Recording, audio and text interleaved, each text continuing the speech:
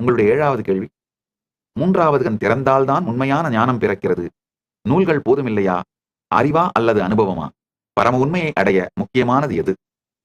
பரம உண்மையை அடைய அனுபூதிதான் முக்கியம். அதுல ஒன்றும் சந்தேகமே இல்லை. மற்றவர்களுக்கு அந்த பரம உண்மையை சொல்வதற்குத்தான் சாஸ்திர பிரமாணம் வேண்டுமே தவிர, தான் மட்டும் பரமஞானத்தில் இருப்பதற்கு அனுபூதி மட்டுமே போதுமானது. தான் மட்டும் பரமஞானத்தில் இருக்க வேண்டும் என்பவர்களுக்கு நூல்களோ சாஸ்திர ஞானமோ தேவை கூட இல்லை. குருவிடமிருந்து நேரடியாக தீட்சையும் குருவின் உபதேசங்களுமே போதும். அவர்களுக்கு பரமஞானத்தை அளித்துவிடும்.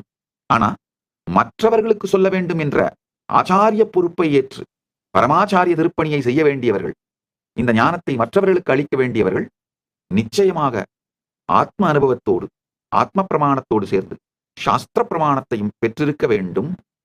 சாஸ்திர பிரமாணம் இல்லாவிட்டால், சாஸ்திர ஞானம் இல்லாவிட்டால், ஆத்ம பிரமாணம் இருந்தால் கூட ஆச்சாரியனாக இருந்து மற்றவர்களுக்கு வழிகாட்டுவது சாத்தியம் இல்லை, சரியும் இல்லை.